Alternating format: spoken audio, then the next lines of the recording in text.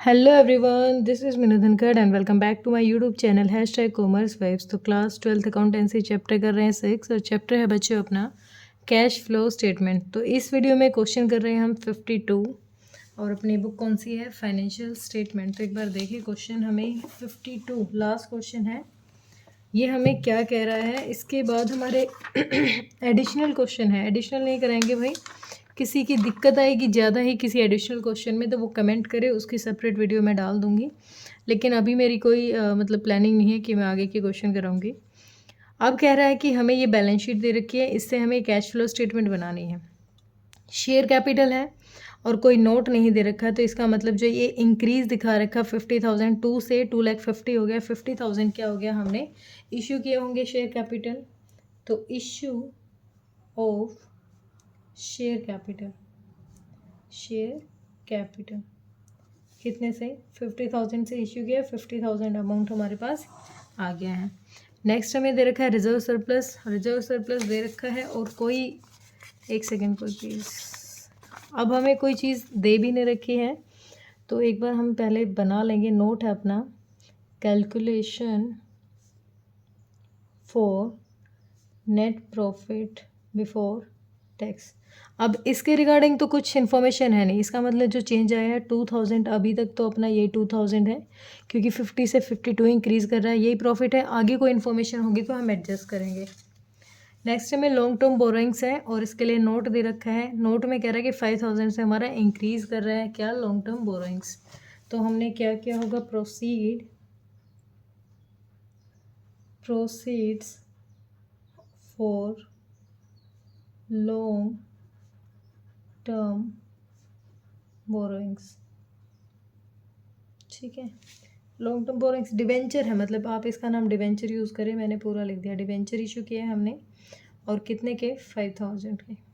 ठीक है, नेक्स्ट हमें क्वेश्चन ने दे रखा है, हाँ ठीक है, शॉर्ट टर्म बोरोइंग्स है, इसके लिए भी नोट दे रखा है। शॉर्ट टर्म बोरोइंग है कैश क्रेडिट, कैश क्रेडिट हमारा क्या है, डिक्रीज़ कर रहा है 11,000 से और ये डिक्रीज़ कर रहा है तो इसका मतलब क्या है, ये फाइनेंसिंग एक्टिविटी है। तो ये क्या आ जाएगा हमारा, decrease in cash, decrease in cash credit. Cash credit कितने से डिक्रीज़ कर रहा है, 11,000 से। ठीक है, नेक्स्ट हमें दे रखा है,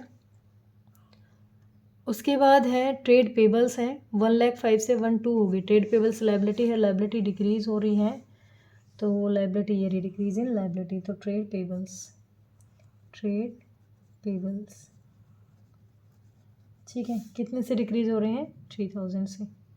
लेस के आइटम से ये। नेक्स्ट है ट्रेड पेबल्स के बाद शॉर्ट टर्म प्रोविज़न है। अब प्रोविज़न फॉर टैक्स दे रखा है, एक बार नीचे हमें चेक करना पड़ेगा क्योंकि ओपनिंग और दोनों प्रोविज़न फॉर टैक्स है। कंटीजेंट लाइबिलिटी है, चलो ठीक है, ये रहा प्रोविज़न फॉर टैक्स मेड। मतलब अब है ना, हमें थोड़ा सा काम करना पड़ेगा, किसको लेके हमें बनाना पड़ेगा प्रोविज़न फॉर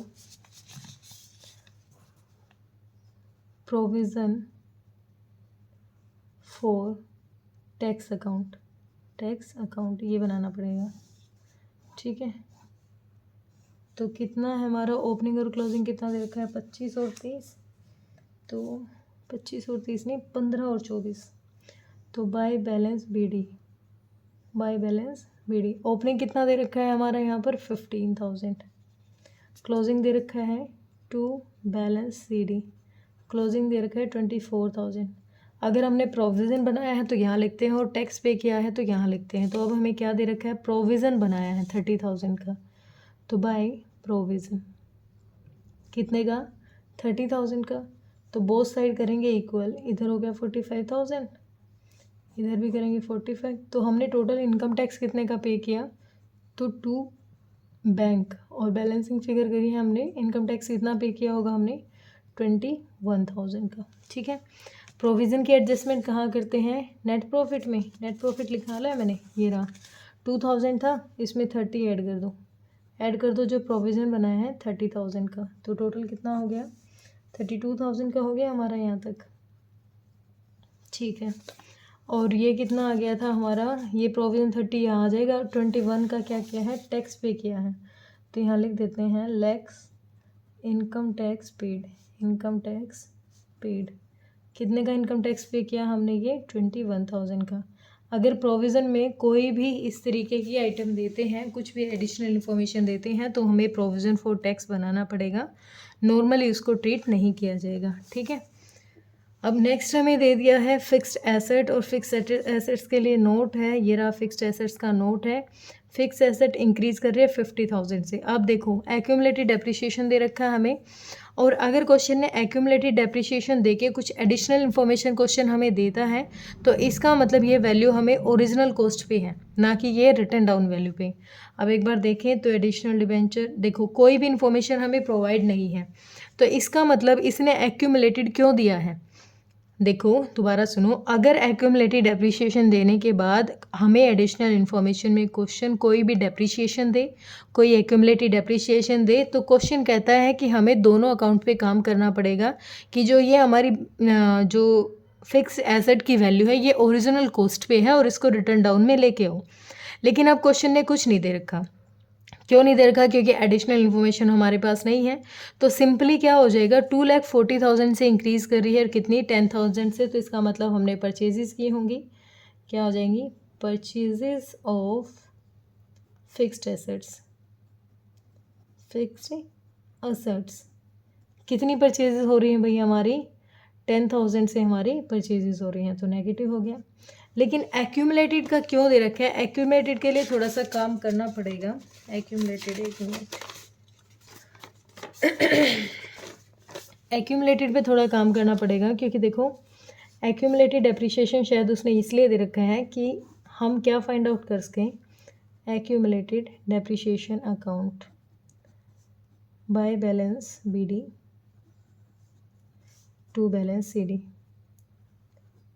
अब यहाँ जो अमाउंट आता है वो ओवरऑल डेप्रिसिएशन जितना मशीन पे लगता है वो आता है एक्यूमुलेटेड, और यहाँ जो डेप्रिसिएशन आता है वो करंट ईयर का डेप्रिसिएशन आता है।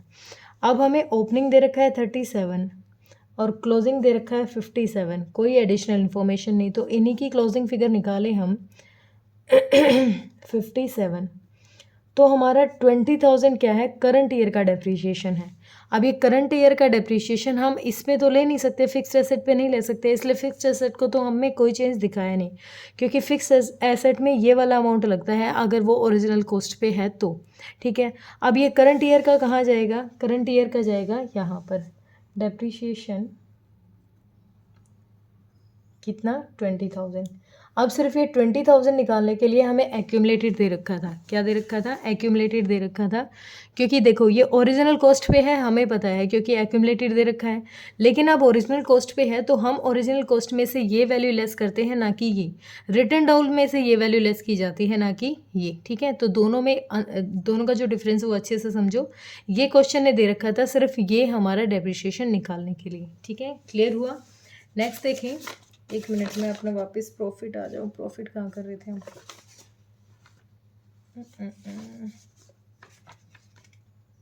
प्रॉफिट पेज कम रह गया। फिर है हमें दे दिया फिक्स्ड एसेट्स हो गया, इन्वेंट्री, इन्वेंट्री 20,000 से इंक्रीज़ कर रही है, करंट एसेट इंक्रीज़ कर रही है, तो यहाँ पर इन्वेंट्रीज़ कितने से इंक्रीज़ कर रही है, 20,000 से, तो ये नेगेटिव वैल्यू है। नेक्स्ट हमें दे दिया है ट्रेड रिसीवेबल, ट्रेड रिसीवेबल भी इंक्रीज़ कर रहे हैं, कितने से, 156 में से 118, 16 में से 8 गया 8, 4 में से 1 गया 3, 38,000 से, 38,000 से ट्रेड रिसीवेबल क्या कर रहे हैं, इंक्रीज़ कर रहे हैं।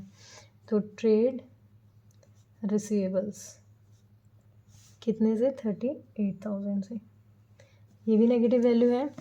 कैश इक्विवेलेंट को लेंगे नहीं, डिबेंचर ठीक है, कैश क्रेडिट ठीक है, एक्यूमुलेटेड हो गया। अब आ गया कंटीजेंट लायबिलिटी। कंटीजेंट लायबिलिटी में अगर प्रपोज डिविडेंड दिखा रहा है क्वेश्चन, तो हमें पिछले की पेमेंट दिखानी है और इस पर कोई वर्क नहीं करना, इसके लिए सेपरेट मैंने बताया था जब ये क्वेश्चन में पहली बार आया था। तो 25,000 की हमें पेमेंट शो करानी है यहाँ पर, proceed of dividend, proposed dividend, proceed चलो एक ही बात है, पेमेंट करो कुछ लगा लो। 25,000 की हमने क्या की है, पेमेंट की है। अगर हमने 25,000 की यहाँ पर पेमेंट की है तो क्या इसकी एडजस्ट हमें यहाँ नहीं करनी, प्रपोज डिविडेंड को हम इधर भी ऐड कर देंगे, कितना, 25,000, 0 0 0 5 2 7 और 3 2 5, 57,000 आ गया। आगे कुछ आएगा तो और देखेंगे। प्रोविज़न हम बना चुके हैं। Additional debenture amounting 5000 were issue on 1 October, interest on debenture has been paid up. अब देखो ये जो डिबेंचर इशू किए हैं ना नए वाले, जो ये 5000 हैं, ये 1 अक्टूबर को किए हैं। तो अक्टूबर, नवंबर, दिसंबर, जनवरी, फरवरी, मार्च, 6 महीने के लिए। तो 5000 पे 6 मंथ का इंटरेस्ट दे देंगे। किस रेट पे? 8% के रेट पे। 6 2 जा 2 4 जा तो कितना? 5 2 जा 200 आ गया इसका। और पीछे जो 25,000 थे इनको टोटल जाएगा इंटरेस्ट कितना कंप्लीट ईयर का। तो 80 8 5 जा 44, 8 2 जा 16 और 2 2000 ये और 200 ये, तो कितना 2200 क्या किया हमने? इंटरेस्ट पे किया है।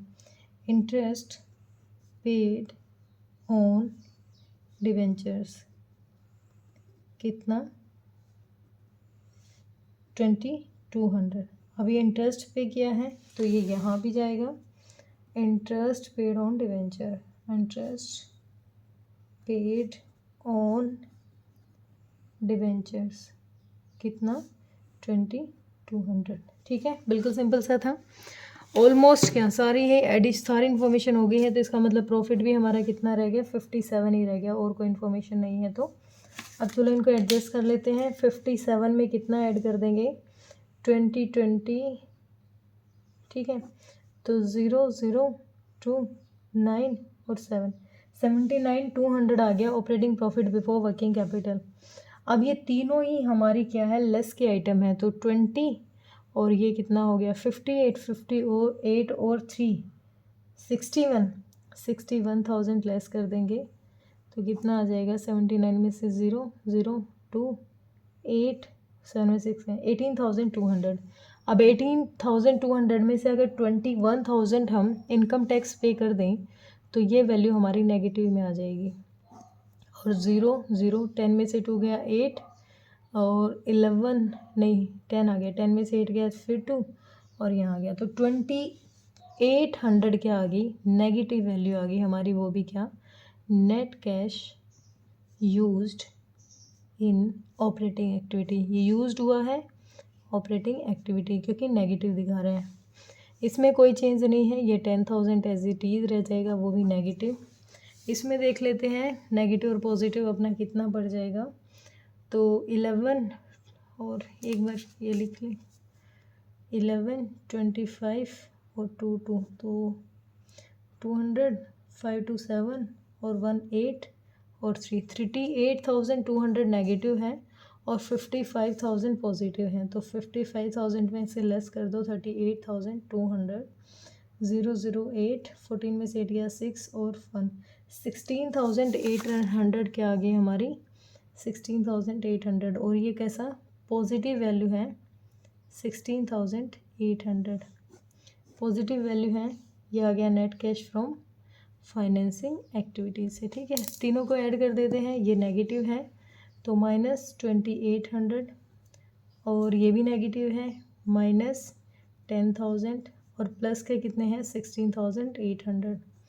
तो 10 और ये 12,800 माइनस के आगे 12,800 और प्लस का आगे 16। तो 16,800 में से 12 गया तो कितना आ जाएगा? 4,000 आ जाएगा। 4,000 आ गया अपना। ये 4 में ओपनिंग ऐड कर देते हैं। ओपनिंग कितना था अपना? 2,000।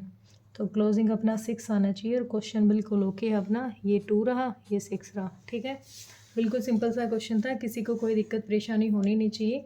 फिर भी अगर कोई डाउट आ रहा है तो बेटा मैं हूँ, आपके कमेंट सेक्शन डालिए, यूट्यूब में कमेंट डालिए अपने, आपके सारे डाउट्स लिए जाएंगे। Thank you so much.